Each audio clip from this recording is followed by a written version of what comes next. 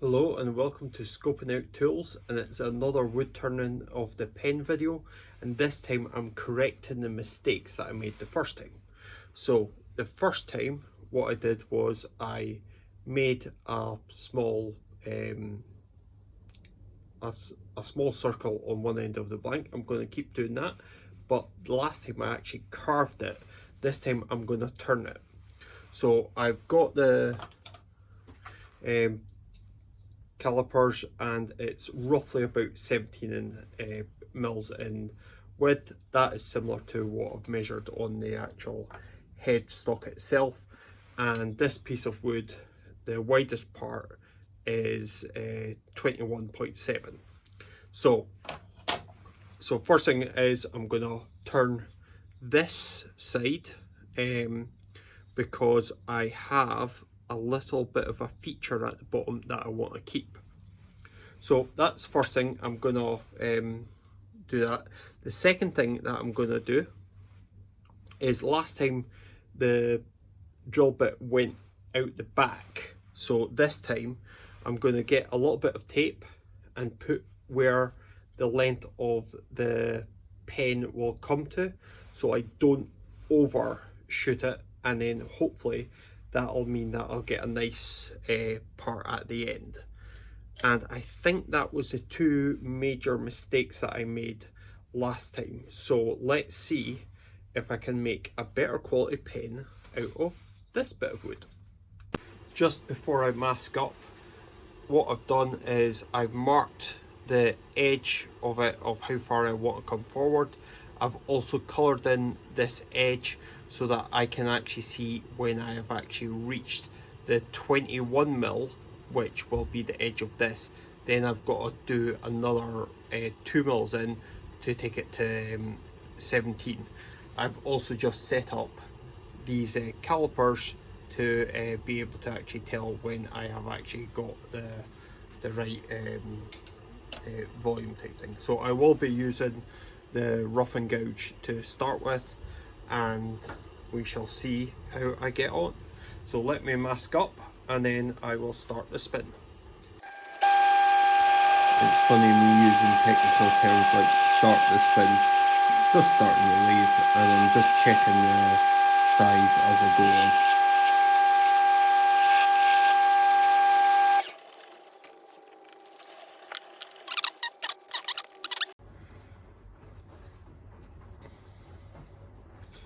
Yeah, that's 17.3. So what I want to do now, bring it out, pop it this way. I've now got the centre mark already on it from earlier. I want to just tap out my headstock head here. There you go. And see this fits alright. Okay, so it fits in. It doesn't necessarily, I might be a little bit too thin now. So what I might do is I might just add something around it just to actually help out holding it, because I need this firm for, oh actually, or maybe actually it's alright.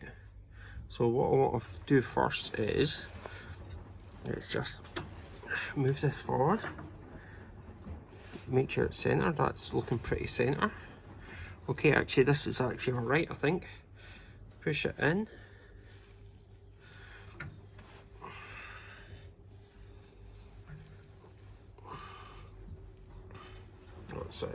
It's a very good firm wood. So I'm just giving this an extra turn so I can really lock the tailstock in place.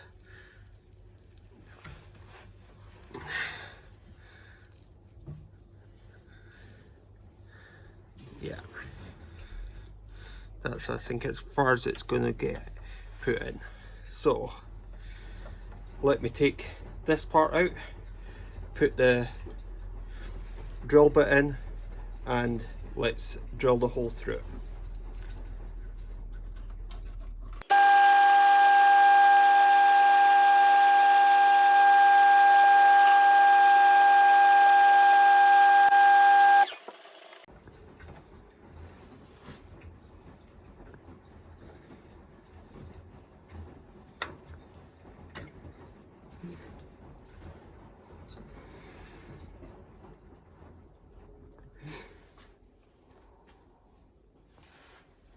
So I've just broken the drill bit. Okay, so good fun.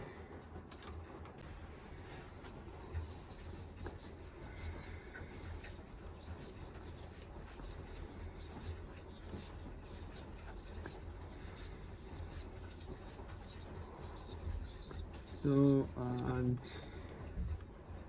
yeah, don't know why that broke, but if you do know why this broke, comment below. Bosch bit, a Bosch drill, either way.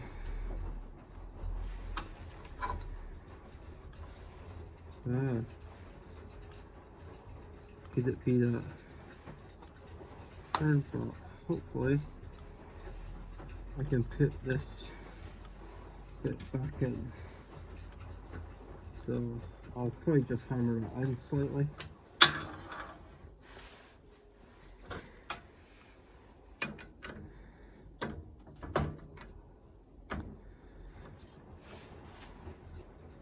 But I have now got a fracture for the microscope.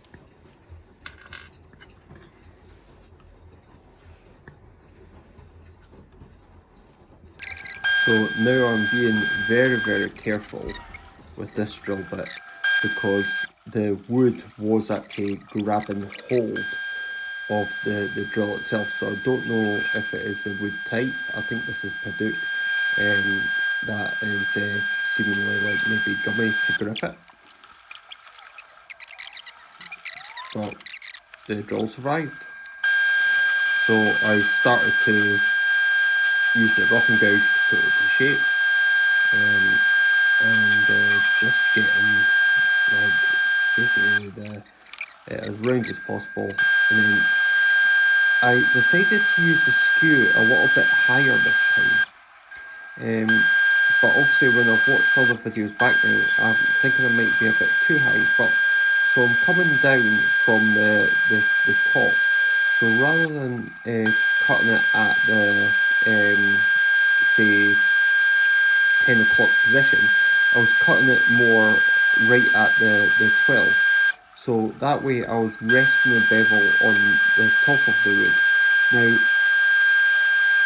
I don't see why that would be unsafe, but if anyone has more knowledge with turning, is there actually a safety aspect why you would not want to do it?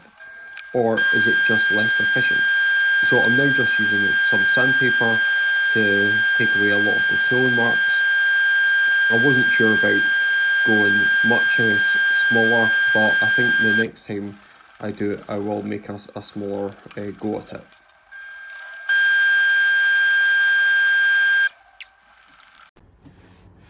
Okay, so this is me trying out using the superglue for the first time. I just realised I need to put some gloves on just to avoid getting it on my hands. Probably should use the disposable gloves. Yeah, actually, let's say use the disposable gloves.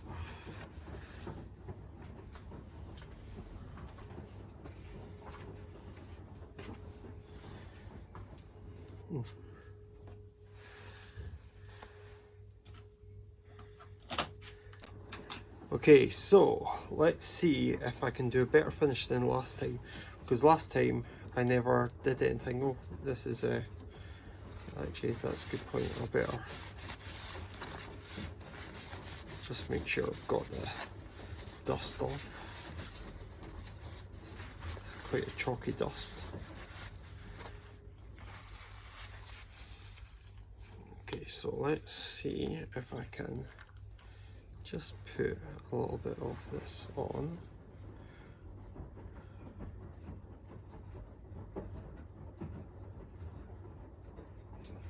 Okay, so that seems a fairly spin. Okay, so let's just put that on.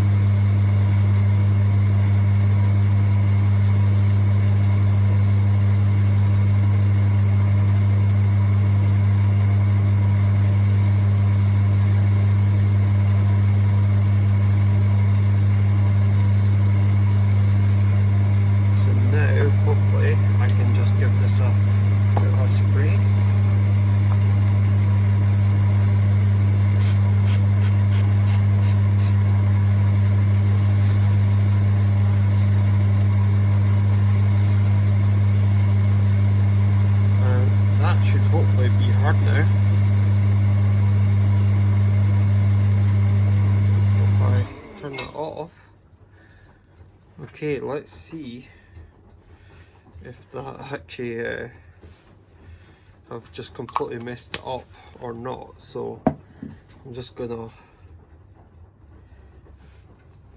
use my sanding again. So let's just try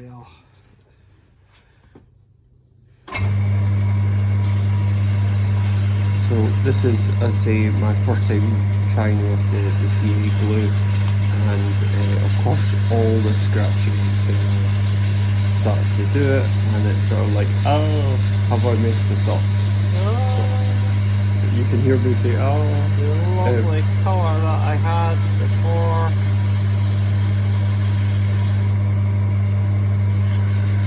But I just had to trust in the process and keep going. And hopefully we should see it maybe working out in the end.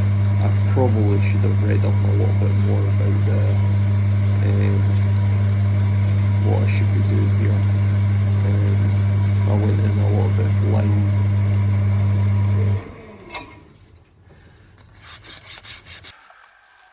And then once I started doing finer and finer grits, it started to look in a lot better.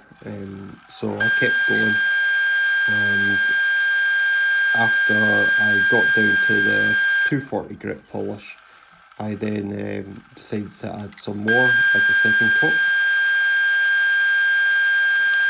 And this was the reason that I did use the gloves, because so that I could coat without having to think about it. But as usual, do your own safety checks on it. This isn't an instructional video, this is more of just me just showing what I was doing.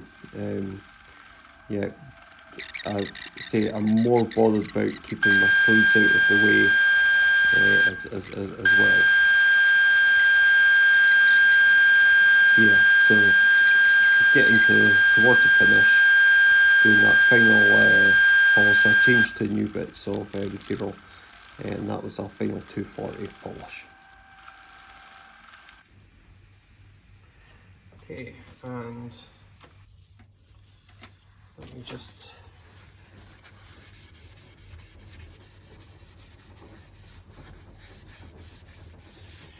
get the extra dust off. I think this is pretty much done.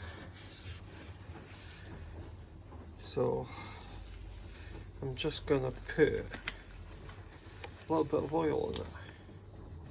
Again, I don't know if this is the correct finish for it. There is a friction polish. I don't necessarily know. I might need to buy some friction polish. But let's just see what happens with this one. I'll do a new bit of roll.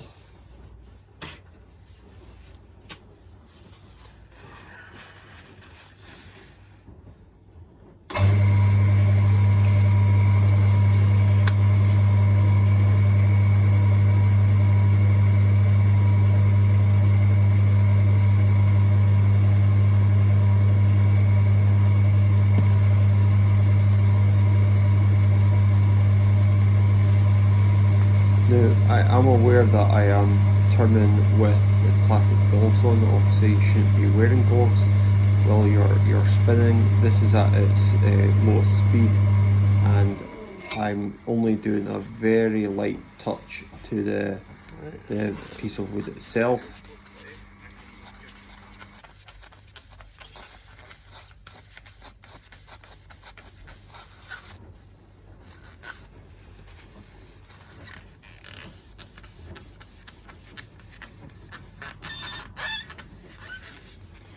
Okay, and then I just want to finally just cut that bit off. So I don't think I'm going to part it. I think I'm just going to use the saw.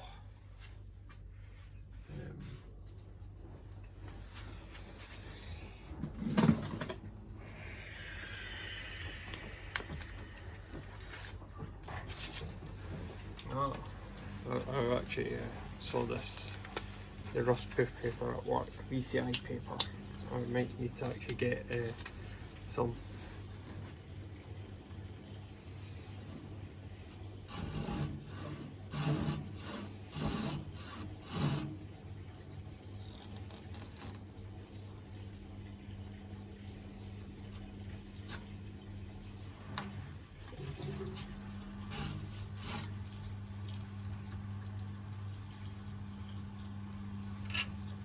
Okay,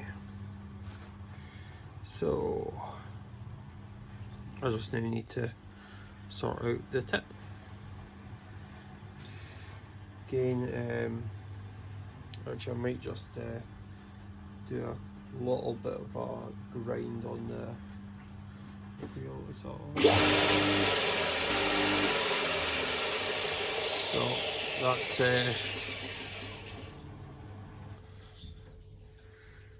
just at the tip, so I'll just give that a bit of a